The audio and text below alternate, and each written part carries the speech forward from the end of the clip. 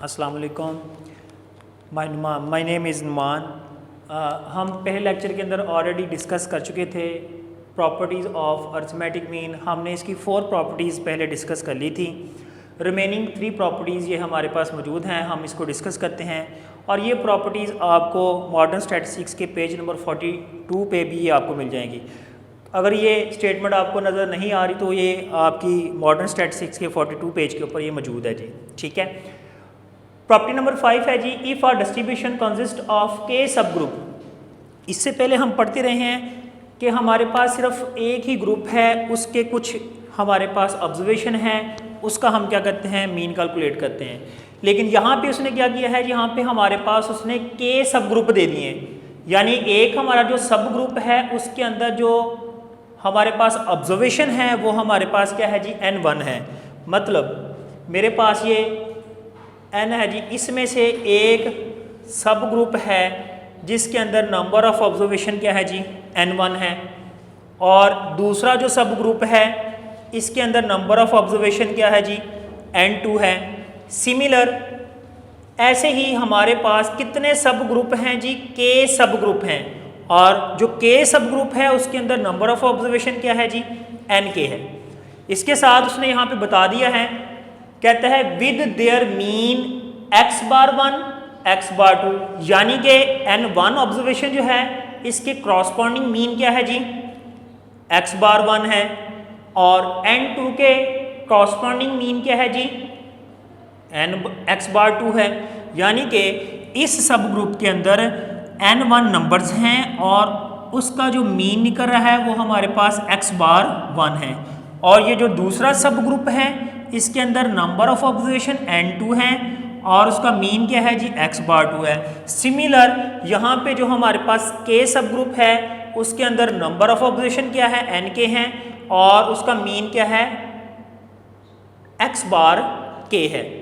फिर आगे उसने बताया है and the combined mean x bar of, कहता है फिर हमने क्या करना है, इन सभी मीन्स को जो अकेले अकेले सब ग्रुप के हैं हमने इनको कंबाइन कर देना है। और कंबाइन को फिर उसने किससे डिनोट कर दिया है, x बार c। x bar mean, c mean combined mean. ये हमारे पास क्या आ जाएगा, अगर हम सभी ग्रुप्स को इकट्ठा कर देंगे तो जो हमारे पास मीन बनेगा उसको हम क्या बोलेंगे, कंबाइंड मीन बोलेंगे जी। हाँ जी। इसकी फिर कहता है क्रॉसपॉन्डिंग नंबर्स क्या होंगे, फिर मैं इसके नंबर्स क्या होंगे जी, पहले नंबर ऑफ ऑब्जर्वेशन को, दूसरे नंबर ऑफ ऑब्जर्वेशन को, तीसरे को, सो ऑन के नंबर ऑफ ऑब्जर्वेशन को ऐड कर लूँगा तो वो मेरे पास टोटल ओवरऑल कंबाइंड मीन की क्या आ जाएंगी, ऑब्जर्वेशन आ जाएंगी। फिर वो कहता है इज गिवन बाय, ये जो कंबाइंड मीन है वो हमारे पास क्या होगा, summation Nj x bar j divided by n के इक्वल होगा, वेयर n किसके इक्वल होगा, समेशन Nj के इक्वल होगा। ठीक है जी। करते हैं जी, इसको प्रूफ करते हैं। इसका छोटा सा प्रूफ है जी। मैं क्या करूँगा जी, हमारे पास मीन का वही फार्मूला होता है, ऑब्जर्वेशन की जमा divide by number of observation.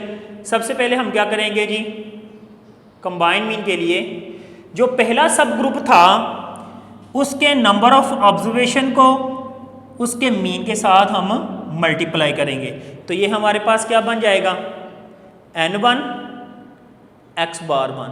फिर क्या करना है जी, ऐड करना है अगली हमारे पास ऑब्जर्वेशन कैसे निकालेंगे, ये इसके नंबर हैं, ये इसका मीन है, इन दोनों को मल्टीप्लाई करेंगे तो इस सब ग्रुप के अंदर जो ऑब्जर्वेशन का सम है वो हमारे पास आ जाएगा। वो क्या बन जाएगा जी, N2 x बार 2। सिमिलर इसको सो ऑन हम क्या करेंगे, kth सब ग्रुप में चले जाएंगे, उसके अंदर जो नंबर होंगे वो kn होगा और उसका जो मीन है वो x बार k है। इनको इकट्ठा करेंगे, इनको मल्टीप्लाई करेंगे तो हमारे पास ऑब्जर्वेशन बन जाएगी Nk x बार k। और डिवाइडेड में क्या होता है, नंबर ऑफ ऑब्जर्वेशन। हम सभी सब ग्रुप्स की नंबर ऑफ ऑब्जर्वेशन को इकट्ठा कर लेंगे। इस सब ग्रुप में नंबर ऑफ ऑब्जर्वेशन है N1, इसमें N2, सो ऑन।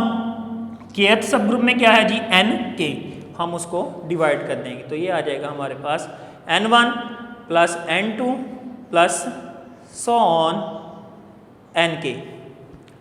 अच्छा जी, अब मैं इनका जो सम है उसको एक सिंगल नोटेशन में जब लिखूंगा तो मैं इसको कैसे लिखूंगा, x bar c is equal to summation sum की प्लेस पे क्या आ गया, सुमेशन सम जमा किसको, n का और x बार का।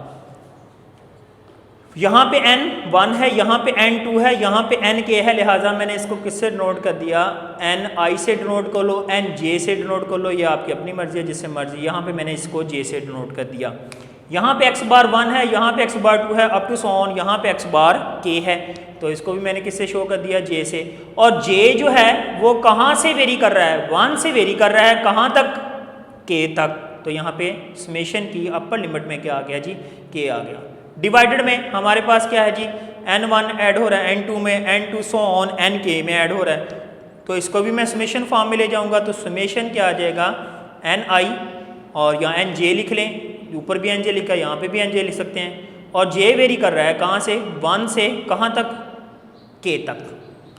और ये उसने ऑलरेडी प्रॉपर्टी में बता दिया है, समेशन nj किसकी इक्वल है जी, n की इक्वल है। तो यहाँ पे हम जब इसकी जगह रिप्लेस करेंगे तो कंबाइंड मीन हमारे पास फार्मूला बन जाएगा summation nj x bar j divided by n, और यही यहाँ पे हमने क्या करना था, इसको प्रूफ करना था। आई होप कि ये आपको प्रॉपर्टी जो है इसकी समझ आ गई होगी। अब हम चलते हैं अपनी नेक्स्ट प्रॉपर्टी, प्रॉपर्टी नंबर 6 की जानब।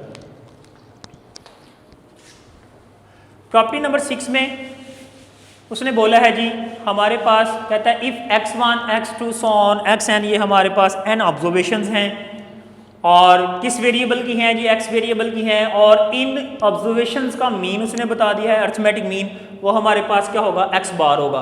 देन वो कहता है कि हमने प्रूफ करना है summation xi minus x bar का square less than is equal to summation xi minus a का कंप्लीट का स्क्वायर। तो क्या करते हैं जी, यहाँ पे हम इसकी राइट साइड को लेते हैं और राइट साइड को लेके इसको प्रूफ करते हैं जी। राइट साइड हमारे पास क्या है जी, समेशन xi माइनस a का स्क्वायर।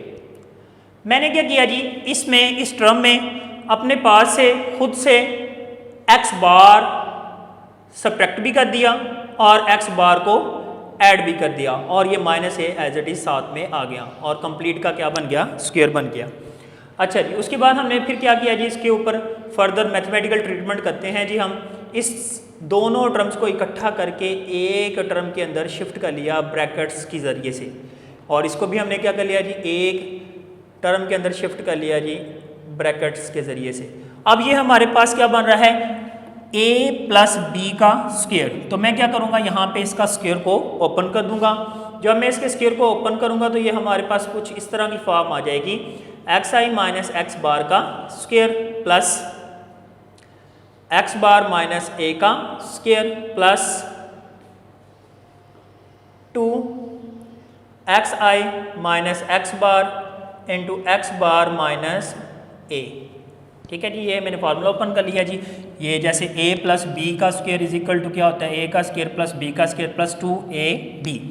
अब मैं क्या करूँगा, इसको मजीद सिंप्लीफाई करने के लिए इस समेशन को अंदर अप्लाई करूँगा। जब ये मैं समेशन इससे अप्लाई करूँगा, ये तो हमारे पास वेरिएबल है, लिहाजा ये हमारे पास बन जाएगा summation xi minus x bar का स्क्वायर। ये यहाँ पे देखिए जी, हमारे पास x बार जो है ये भी कांस्टेंट टर्म है, a जो है ये भी हमारे पास कांस्टेंट टर्म है। इट मीन ये पूरी की पूरी टर्म हमारे पास क्या है जी, कांस्टेंट है। तो हम इसको पहले भी डिस्कस कर चुके हैं, जब भी समेशन किसी कांस्टेंट टर्म्स के साथ, कांस्टेंट एलिमेंट के साथ जब मल्टीप्लाई होगा तो वो क्या करेगा, समेशन की अपर लिमिट दे देगा। समेशन की अपर लिमिट यहाँ पे क्या है, हमने बताया जी, ऑब्जर्वेशन कितनी है, यहाँ पे 1 से स्टार्ट हो रही है और कहाँ तक जा रही हैं, n तक। इट मीन्स जब हम समेशन को इसके साथ मल्टीप्लाई करेंगे या अप्लाई करेंगे तो ये हमारे पास किस में चला जाएगा, n में चला जाएगा। तो ये बन जाएगा n x bar minus a का स्क्वायर प्लस, अगर इसको देखें जी, हमारे पास इस टर्म में 2 भी कांस्टेंट है,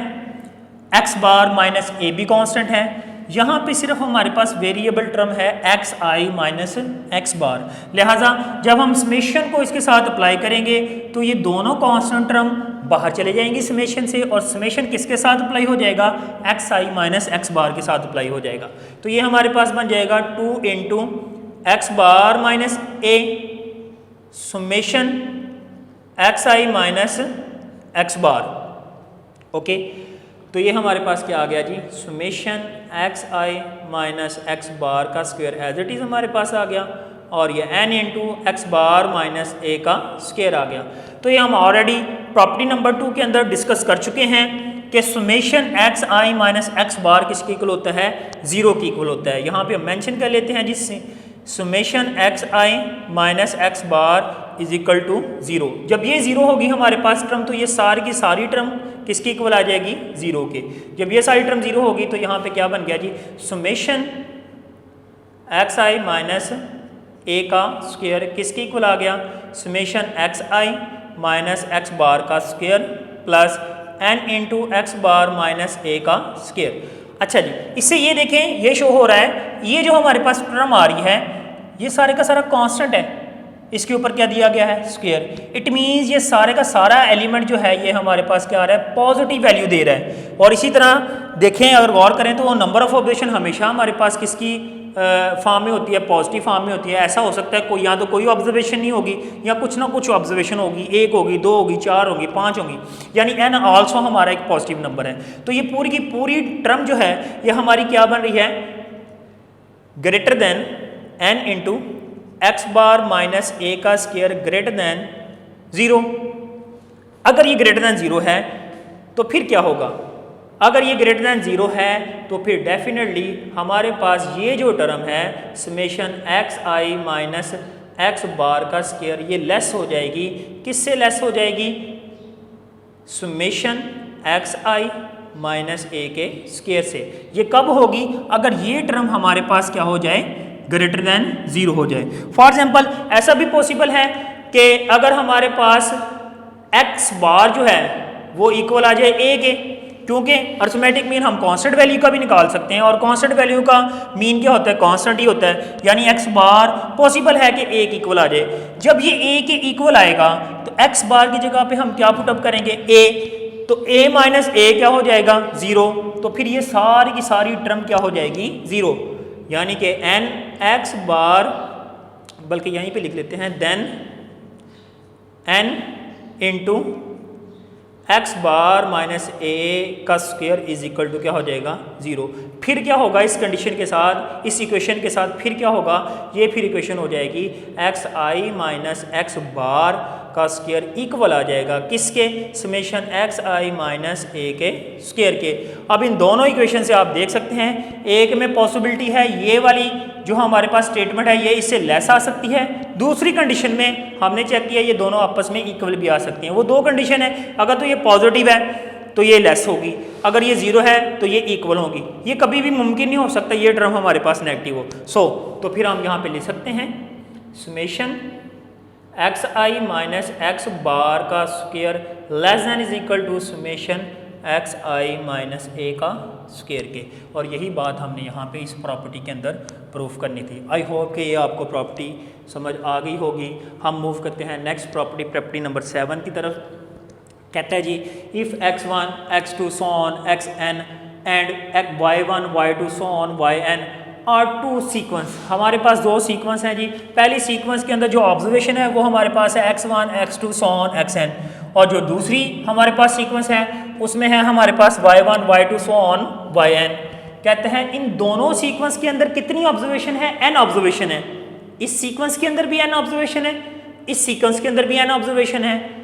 उसके बाद कहते हैं एंड इफ, अगर इन दोनों वेरिएबल्स के दरमियान रिलेशनशिप क्या हो, z इक्वल हो x प्लस माइनस y, तब क्या होगा, तब वो कहता है कि y बार जो है वो किसके इक्वल होगा, x बार प्लस माइनस y बार के इक्वल होगा। ये इसकी 7वीं और लास्ट प्रॉपर्टी है। ये प्रॉपर्टी भी हम प्रूफ करते हैं जी। अभी इसमें जो गिवन चीज़ है हमारे पास गिवन है जी, z is equal to x i plus minus y i. ठीक है जी। अब हम क्या करते हैं जी, बोथ साइड से समेशन अप्लाई करेंगे तो ये हमारे पास क्या बन जाएगा, समेशन जी आई। इधर से भी हम समेशन अप्लाई करेंगे तो ये बन जाएगा x i plus minus y आई। ये बन गया जी समेशन जी आई, और समेशन को जब ओपन किया तो ये बन गया summation x i plus minus summation y आई। अब बोथ साइड से हमने क्या कर देना है जी, डिवाइड कर देना है। किससे डिवाइड करना है, डिवाइडेड बाय n से, नंबर ऑफ ऑब्जर्वेशन से। जब नंबर ऑफ ऑब्जर्वेशन से बोथ साइड से डिवाइड किया तो ये बन गया हमारे पास summation x i plus minus summation y i divided by n. अब हम क्या करेंगे इसको, ये हमारे पास बन गया जी जी का बार, जी का मीन निकल आया। इसको हम क्या करेंगे, सेपरेट कर लेंगे जी। समेशन एक्स आई को अलग से एन पे डिवाइड कर देंगे, समेशन वाई आई को एन पे अलग से डिवाइड कर देंगे।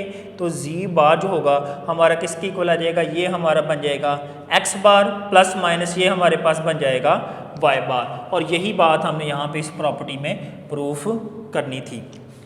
तो स्टूडेंट्स ये हमारी जो प्रॉपर्टीज़ थी अर्थमेटिक मीन की वो कंप्लीट होगी है। अब हम इसके बढ़ते हैं इसकी मेथड्स की तरफ। ये हमारे जो अर्थमेटिक मीन है उसको सॉल्व करने के मेथड्स क्या हैं, कितने मेथड्स हैं, कितने तरीक़ाकार हैं, किस किस तरीक़ाकार से हम अर्थमेटिक मीन को फाइंड आउट कर सकते हैं। इसके 3 मेथड होते हैं जी अर्थमेटिक मीन को सॉल्व करने के। सबसे पहला मेथड जो होता है वो इसका होता है डायरेक्ट मेथड। डायरेक्ट मेथड हम जैसे बाय डेफिनेशन क्या करते हैं, सब ऑब्जर्वेशंस को सम करते हैं और जितनी ऑब्जर्वेशन होती हैं उन पे डिवाइड कर देते हैं, ठीक है। इसी तरह सेकंड मेथड आता है, उसमें ज़रा शॉर्टकट कर लेते हैं, हम कोई भी अज्यूम वैल्यू ले लेते हैं, उसको मीन में से माइनस करते हैं और उससे भी हम मीन फाइंड कर लेते हैं। फिर आगे आ जाती है इसकी कोडिंग स्केलिंग से भी इसको हम सॉल्व कर लेते हैं। तो हम बढ़ते हैं जी इसकी मेथड्स की तरफ।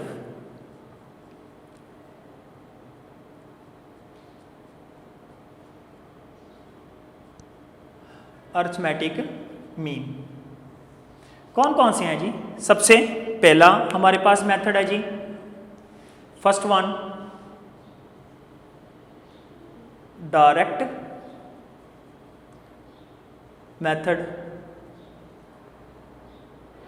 सेकंड वन है जी हमारे पास इनडायरेक्ट मेथड।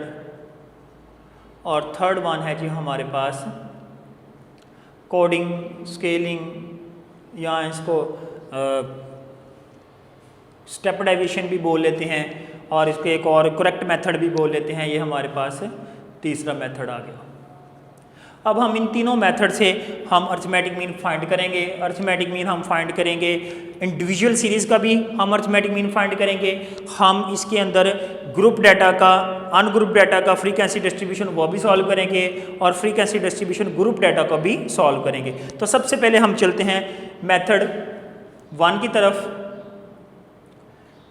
मेथड 1 है जी डायरेक्ट मेथड।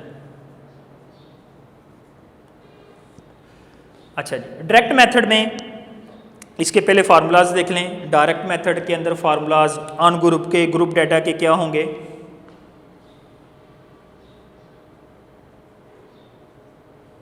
हाँ जी, अन ग्रुप के लिए इसका फार्मूला होगा जी x bar is equal to summation x over n. ये फार्मूला हम अप्लाई करेंगे डायरेक्ट मेथड के अंदर इंडिविजुअल सीरीज के लिए। और x bar is equal to summation f x over summation f, ये हम करेंगे जी फ्रीक्वेंसी डिस्ट्रीब्यूशन के लिए इसको यूज़ करेंगे जी, ठीक है जी। अब इसकी एक एक एग्जांपल लेते हैं और उस एग्जांपल को सॉल्व करते हैं। जैसा कि पहले भी मैंने एग्जांपल ली थी कि फॉर एग्जांपल मैं सबसे पहले इंडिविजुअल सीरीज़ के लिए हम इसको सॉल्व करेंगे डायरेक्ट मेथड को और अर्थमेटिक मीन फाइंड करेंगे। मेरे पास क्या है जी, marks of student in mathematics के अंदर ये हमारे पास स्टूडेंट्स के जो है वो मार्क्स हैं। वो मार्क्स फॉर एग्जांपल हमारे पास है जी 58, 59, 60, 62, 61। ये एक टेस्ट लिया है। उस टेस्ट के अंदर हमारे पास जो मार्क्स ऑफ अ स्टूडेंट आए हैं मैथमेटिक्स के अंदर वो हमारे पास आ गए हैं जी। फॉर एग्जांपल 58 आ गया, 59 आ गया, 60 आ गया, 62, फिर 61। ये मेरे पास 5 स्टूडेंट्स थे, उनके पास ये मेरे पास क्या आ गए जी, मार्क्स आ गए। अब मैं इनका क्या करना चाह रहा हूँ जी, अर्थमेटिक मीन फाइंड करना चाह रहा हूँ किस मेथडोलॉजी के ज़रिए से? डायरेक्ट मेथड के ज़रिए से। तो डायरेक्ट मेथड के अंदर इंडिविजुअल जो सीरीज़ होती है उसका फार्मूला हमारे पास होता है जी x bar is equal to summation x over n. Summation x हम पहले से जानते हैं, समेशन एक्स क्या होता है? सम ऑफ ऑब्जर्वेशंस, यानी ये जितनी भी ऑब्जर्वेशन है इनका हमने क्या करना है जी? सम निकालना है। कैसे सम फाइंड आउट करेंगे जी? सभी ऑब्जर्वेशंस को ऐड कर लेंगे। 58 plus 59 plus 60 plus 61 plus 62 divided by number of observation. कितनी ऑब्जर्वेशन है ये हमारे पास? 5 ऑब्जर्वेशन है ये हमारे पास। डिवाइडेड में क्या आ जाएगा? 5 आ जाएगा।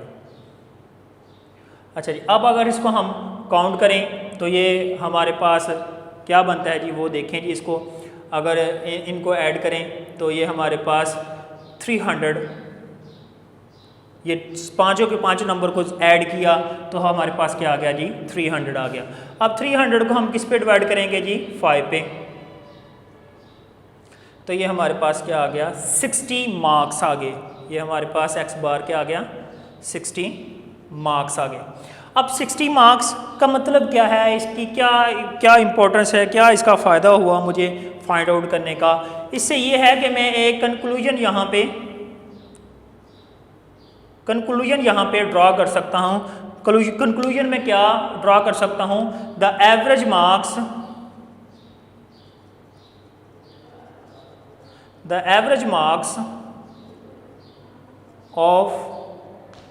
Of a students in mathematics is 60।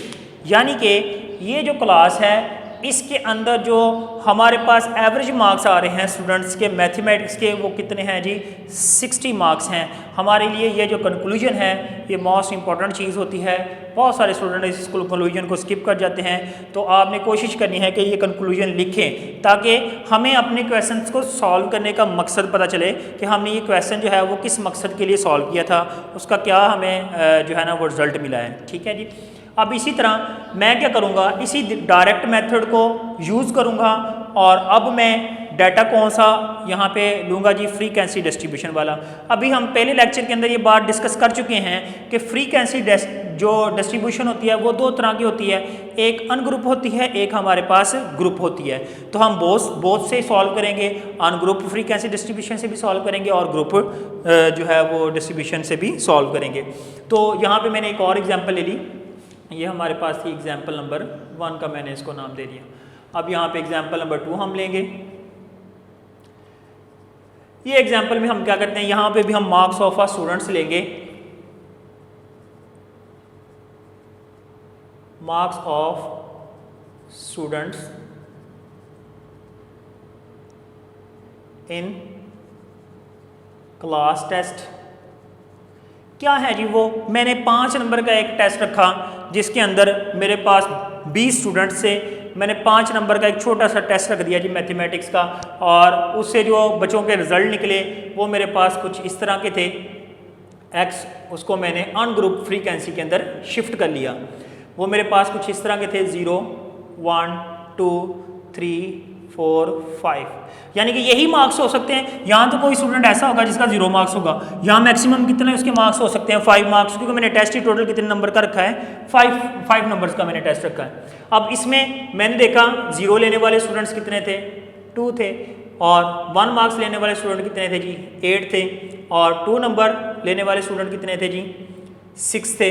आगे 6 2 1 1।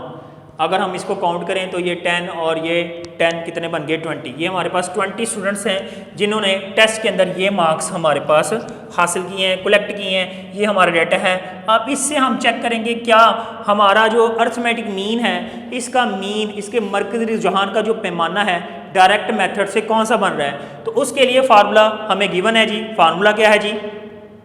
X bar is equal to summation f x over summation F.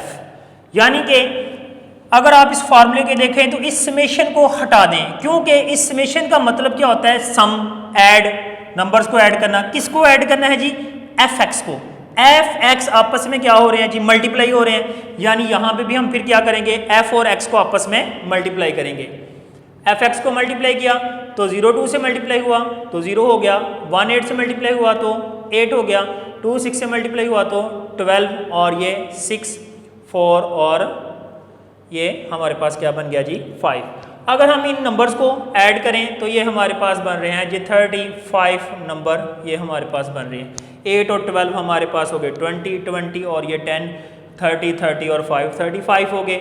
अब हम इसी तरह क्या करेंगे, इनको सम करेंगे तो ये हमारे पास बन जाएगा समेशन एफ, और ये हम बता चुके हैं ये हमारे पास कितना है जी 20 है। अगर इनको ऐड करें तो ये 20 होगा, ये हमारे पास समेशन एफ आ गया और ये टर्म हमारे पास समेशन एफ एक्स आ गई। अब क्या करेंगे, इसको हम जी यहाँ पे फार्मूले में पुटअप करेंगे तो ये हमारे पास आ गया 35